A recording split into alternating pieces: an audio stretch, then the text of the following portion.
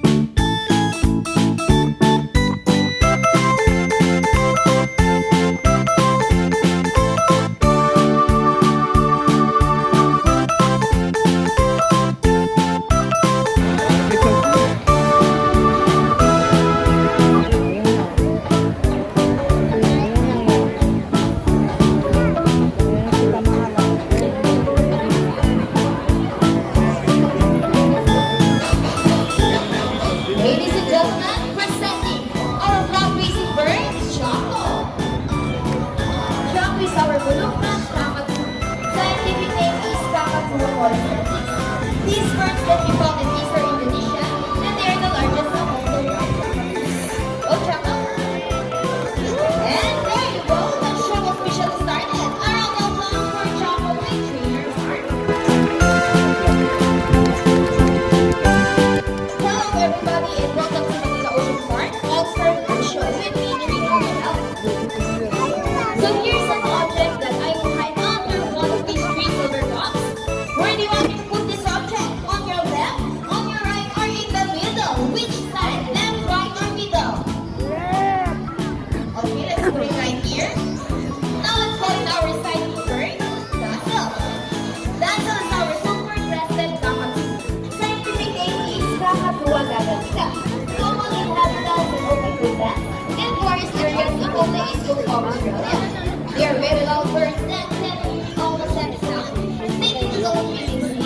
Nuts, fruits, such as durian, papaya, rambutan, and also love form. Now guys, do you think Dazzle has the ability to find a hidden object? If it doesn't say, you can do it, Dazzle. You can do it. Come on, Dazzle. Pakita mo sa kanya kung saan yan o. Kung saan mo mabaga. And we got it! Parang applause for Dazzle with Trainer Mikey.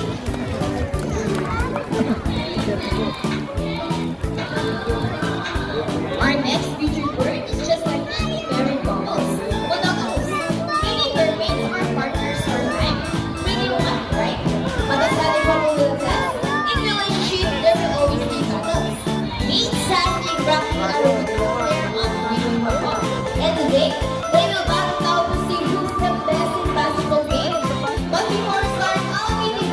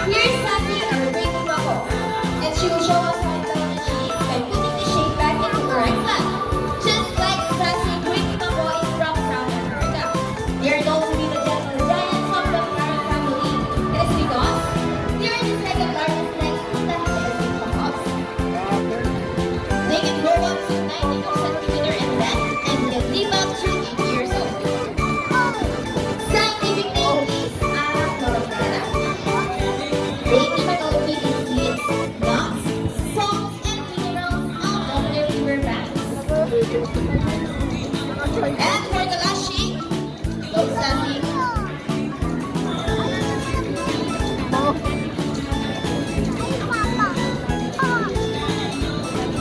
There you go, and take it right. One round of applause for Sandy with Trainer Gary.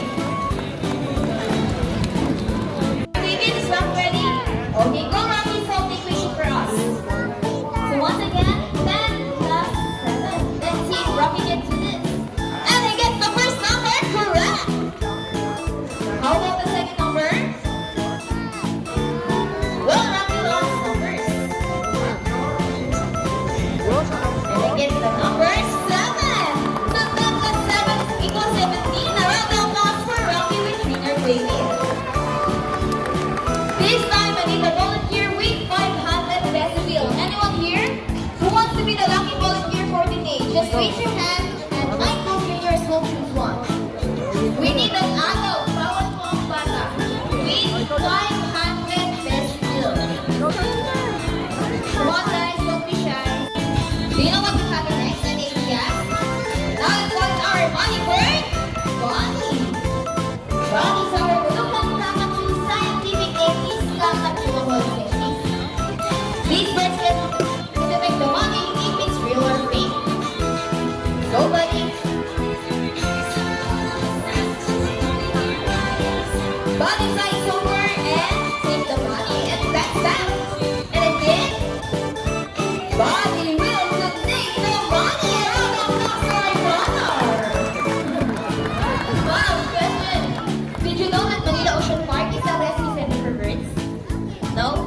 Well, now you know your money will go a long, long way. And we're very grateful. Thank you so much. You may know back to me during the rest of the show. Oh, wait, naman tayo sa president this time. Meron pa? Anna? Mom? Are you okay? You sure? Oh, you look so sad. Come here, Mom. We're just kidding. It's a part of the show. Before Mommy gives your money back, we want to give you a kiss. Is that okay? Okay, all you have to do is stand right here. Look at the camera and offer your cheek. There you go, buddy. Yeah, one more. Hold on your hand. Please follow me. Clap Bangladesh flag along China and include your freedom Philippines. And here comes Dilo kay Gongas gawin our panok in Miss Graduation. And as you can see, we have missions. Only missions as voting and learning. You're entitled to the courage to extend the dream. Our own applause for Rocky and our training missions. We believe the viewers will really not try to enter our presidency, but also in Latin year as well.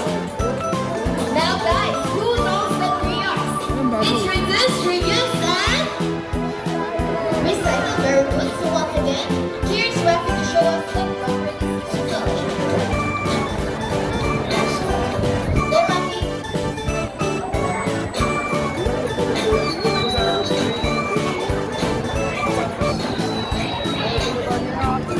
Easy, right? If the words can do it, so can we. Ladies and gentlemen,